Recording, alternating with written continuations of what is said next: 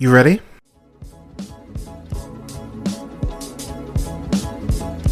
You're listening to the Real Pineapple Podcast Network.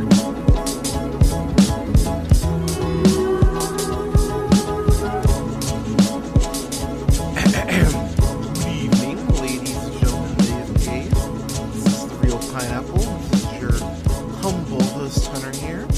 Got a review for the latest and most likely the last Beverly Hills Cop film in Beverly Hills Cop Axel F. If you're listening to this review, my other 3 reviews for the first 3 Beverly Hills Cops films are up on the channel, so go ahead and listen to those as well if you haven't listened to those yet. This one is directed by Mark Malloy, who it looks like this is his first his feature film debut. Looks like he's done some shorts and some some music videos, but looks like this is his first time directing a film like this. The film is also written by Will Beal, Tom Gormican, and then Kevin Etten. Will Beal, you know, from writing Bad Boys Ride or Die, Gangster Squad, Zack Snyder's Justice League, and Aquaman. Tom Gormican, you know, from writing That Awkward Moment, which, God, that movie sucks. But he also wrote The Unbearable Weight of Massive Talent, and also wrote that show Ghosted, which starred Craig Robinson and Adam Scott, which that's a show I think really deserved the second season, because that show really does find its footing in the back half. And then Kevin Eaton was a producer on that show. You all remember that show Reaper back in like the late 2000s? That's a nice show, but he was a producer on Reaper. He was a producer on Workaholics, which I fucking love, and he was a producer on Ghosted, the aforementioned TV show, and a producer on the Unbearable Weight of Massive Talent. So, Eddie Murphy, he is going back to the well of a classic film once again. He went ahead and did this recently in the last couple of years with Coming to America back in 2021, which I thought was okay. Yeah, it was fine. There are a couple fun gags in there, but overall, I thought it was just very meh. And then he went ahead and followed that up with You People, which I am not a fan of that movie. I never reviewed it, but that would have been an honorable mention on the worst of that year. I did not enjoy that. And then Candy Cane Lane, I thought was actually okay. So, heading into this, I was curious, how much is Eddie Murphy gonna give a shit? Is this gonna be Eddie Murphy actually caring about this property, or is it cash grab? And I have to say, no, not a cash grab.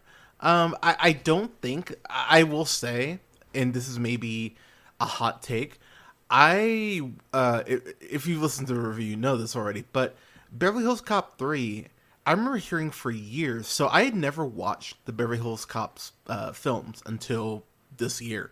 I watched all 3 within, I think, 5 days, and I watched the first one, I want to say about a month ago, 5 weeks ago, something like that, and I was shocked when I got to the third one, because all I'd heard from years is, man, the third one sucks, the third one's the worst, oh my god. And honestly, I enjoyed the third one a lot. I mean, I actually might like it more than the first one, to be honest. I go into that in the review proper, but I enjoyed the third one a lot. So going into this one, I was very curious to see what they would go ahead and do to follow up. And so for this film, this goes ahead and follows Axel Foley once again. His daughter's life ends up getting threatened. That's the short version of it. And I will say right out the gate, I really appreciate the way that they actually found a way to intertwine his daughter and his the case aspects of it. I thought they actually did a pretty good job with that. His daughter Jane is played by Taylor Page, who you know from Zola, which, oh my god, she's amazing, fucking Zola.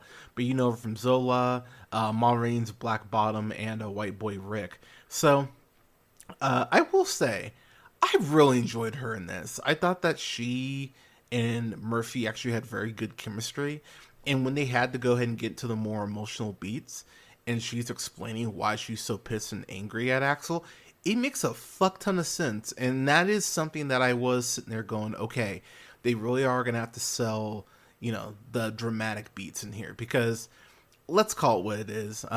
We all love Judge Reinhold, obviously, but uh, obviously you couldn't have John Ashton and Judge Reinhold. I mean, they are older. I mean, everyone's older in this film, so having them be the focus really wouldn't make a ton of sense. So I appreciate the way that they actually use Billy in this movie. No spoilers, obviously, but it was cool to see Judge Reinhold in this. I really like the way that they use Taggart in this. Taggart having a,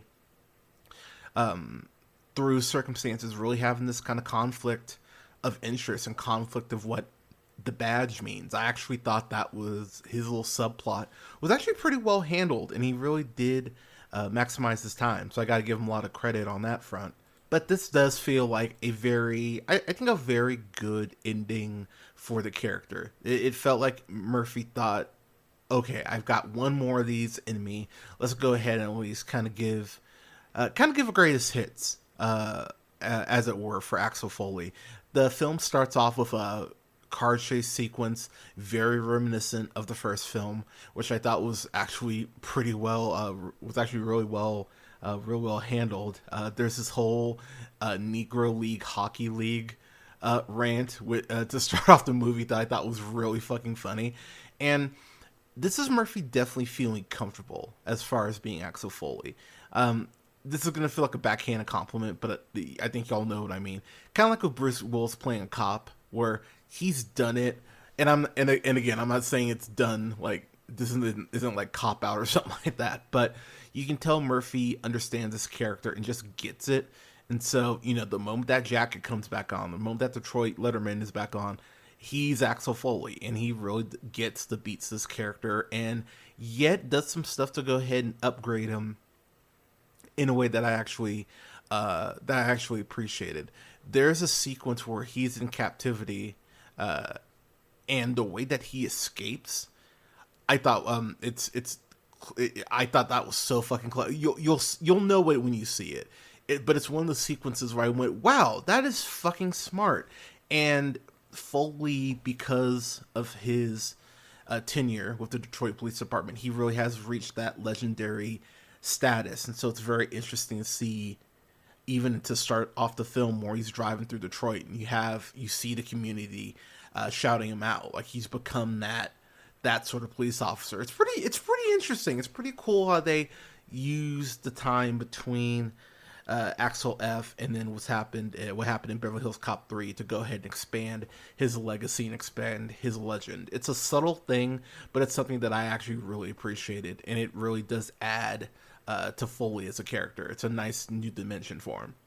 So one character they do introduce is Captain Grant, who's played by Kevin Bacon. You of course know Kevin Bacon from the Guardians of the Galaxy Holiday Special, soon to be Maxine. Real excited to see him in that in a couple days. Footloose, Hollow Man, Mystic River, just to name a few. And I will say, man, one thing I love about this movie, and this really isn't a spoiler because the movie flat out tells you, like, pretty much from jump. The movie does not dance around the fact that Kevin Bacon is a bad guy. Like, it's the movie almost turns and looks at you like, who's bad, right? You get it, right? You get he's in a conspiracy, right? You get it, right? And I actually love that. I love that the film doesn't bullshit you. It just goes like, nope, he's a piece of shit, and he's bad. And Kevin Bacon, he seems like a nice fucking dude. Like, whenever I see an interview with him, he just seems so fucking pleasant. But Kevin Bacon really is in his bag when he's playing an asshole. He's so good at it. Maybe that's why he's so nice, is because it allows him to just get all his anger out. But Captain Grant is such a douche. And as the film goes on and you realize what he's doing, it makes him even douchier. And I honestly love that about his portrayal here. There's a very interesting conversation about being a cop and about what you sacrifice, and what Axel sacrificed to gain his legend and to make Detroit in his eyes better. It's a really interesting dialogue that him and Bacon have, and there are several scenes where it is Bacon and Murphy just acting off each other, and it's really cool to see these two pros just who just get it. You know what I mean? And so I was actually really excited to get the scenes that we got with them. And whenever they're on screen together, I was like, this is fucking electric. I dig this. And Bacon obviously works off of everyone else really well, but the stuff with him and Murphy I thought was top notch. I haven't talked about him yet, but there is a new detective in the film who's played by Joseph Gordon-Levitt, Detective Bobby Abbott. You know Joseph Gordon-Levitt, of course, from oh gosh, you know him from 50/50, Looper, Don John, and Inception, just to name a few. The dude's awesome. I'm a huge Joseph Gordon-Levitt fan, and I will say I like his look in here. Like he has a very he has kind of like the almost like the Scott Pilgrim hair going, but there's a lot of scenes with him and Eddie Murphy, and I think one thing that people forget about Joseph Gordon-Levitt is how funny he fucking is. I mean, 50/50 is a sad movie given the subject matter, but he's a funny motherfucker.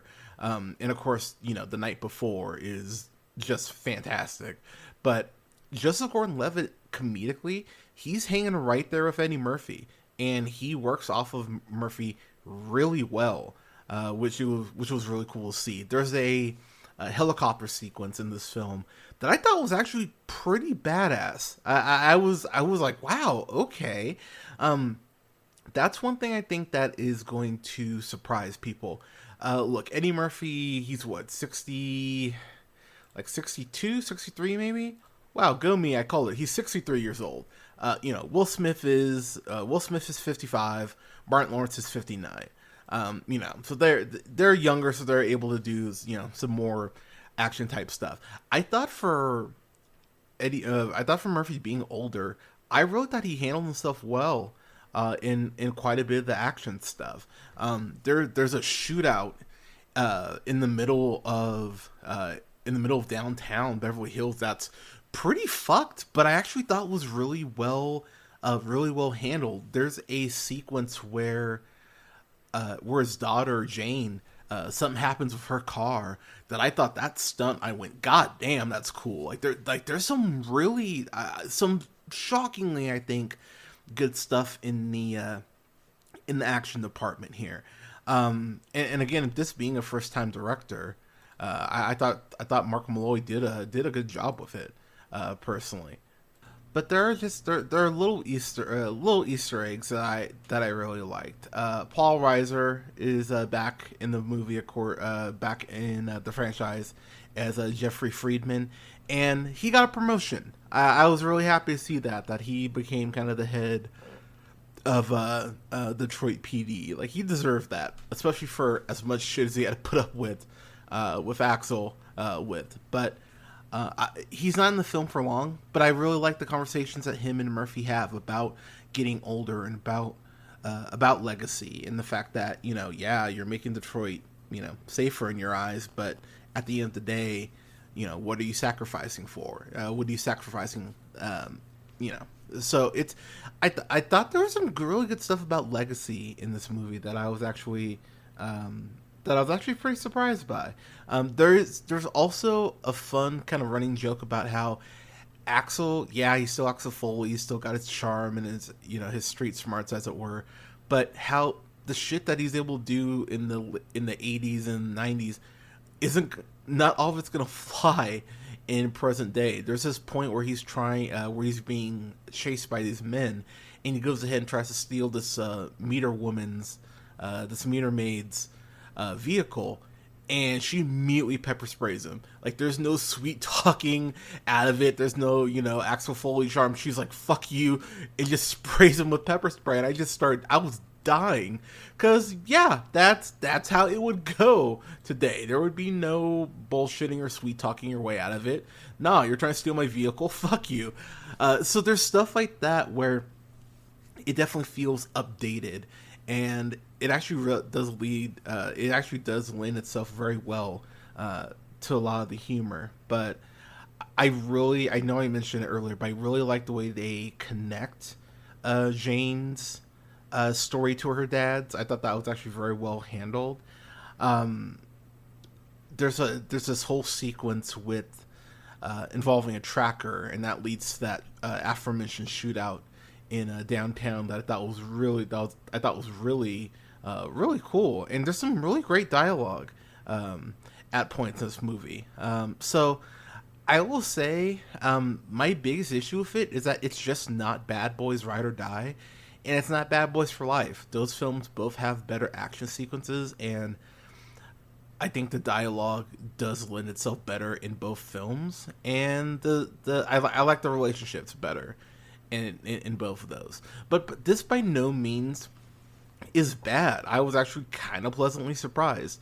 Is it the worst of the four? Yeah, it is. But at the same time, it's because the other three are so great. It's just kind of more by default. This happens to be, the worst of the four. But for me, as far as a grade, I'd go B. I'd go a solid B on this. I enjoyed this. I was pleasantly surprised, honestly, how much I enjoyed this. So, yeah. This is streaming on Netflix. This is a fun time. It's just under 2 hours. I think that you get enough fan service for people who are, fans of this franchise. You get stuff that you definitely want. You get some good action. You get some good dialogue. You get some good shootouts. And actually, the third act, where things end up, I went, wow, okay. Like I dig this. There's a death in here near the end. You can probably guess who it is.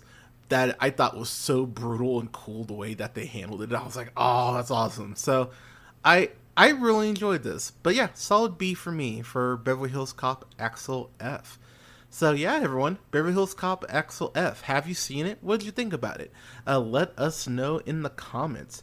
You can go ahead and follow me. Go ahead and follow the show on YouTube. Just go ahead and search The Real Pineapple. That's REEL, Pineapple.